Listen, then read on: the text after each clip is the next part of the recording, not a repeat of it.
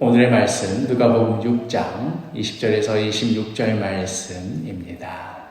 예수께서 눈을 들어 제자들을 보시고 이르시되 너희 가난한 자는 복이 있나니 하나님의 나라가 너희 것이며 지금 줄인 자는 복이 있나니 너희가 배부름을 얻을 것이며 지금 우는 자는 복이 있나니 너희가 웃을 것이며 인자로 말미암아 사람들이 너희를 미워하며 멀리하고 욕하고 너희 이름을 악하다 하여 버릴 때에는 너희에게 복이 있도다.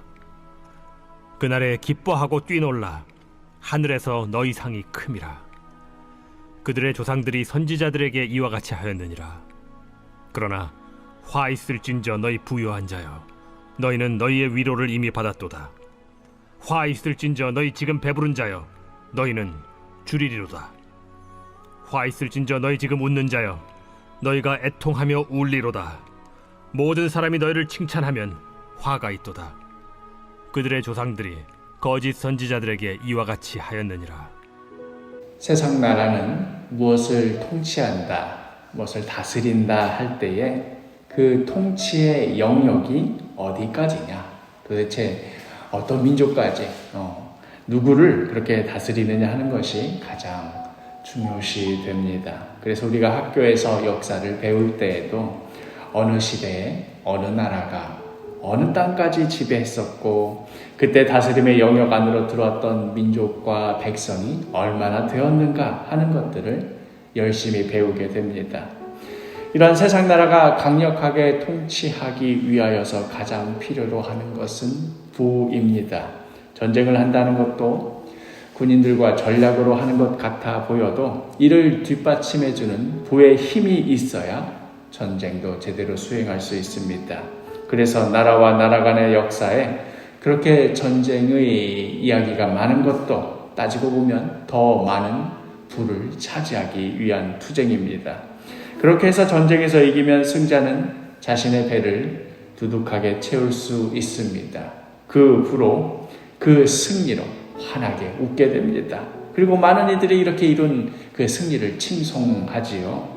가장 악랄하고 치졸하고 배신하여서 이긴 승리도 일단 이기고만 나면 많은 지식인들과 예언자들이 가장 고상하고 심지어 숭고하기까지 한 그러한 전쟁이었다, 그러한 승리였다, 이렇게 포장하게 됩니다.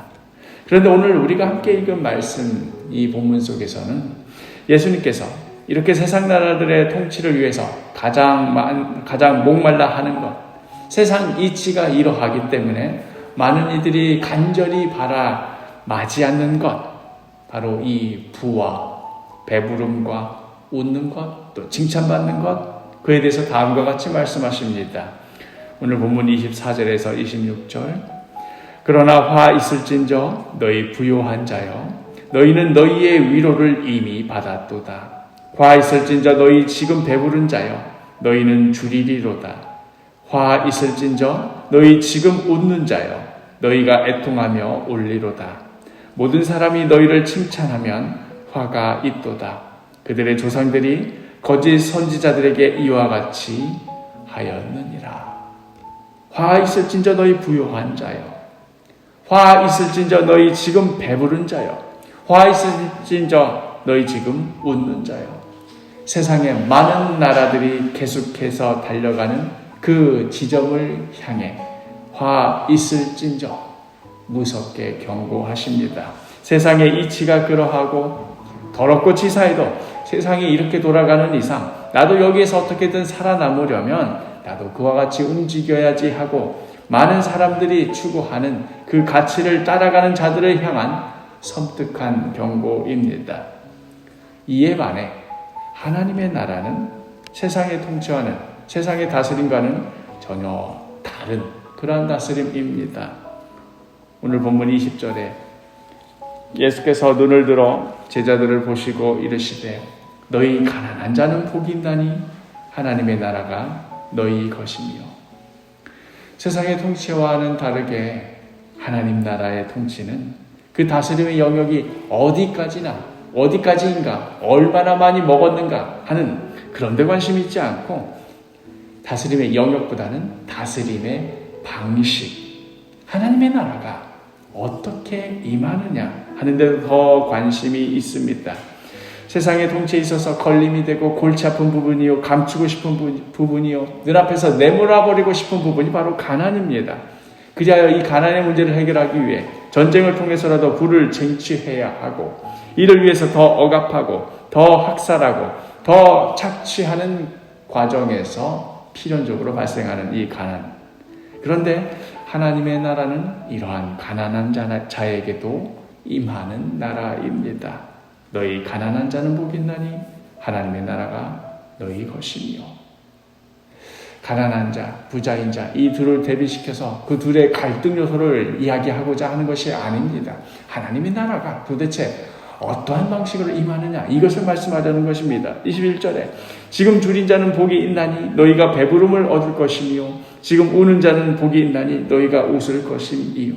줄인 자, 우는 자에게도 임하는 나라가 하나님의 나라입니다.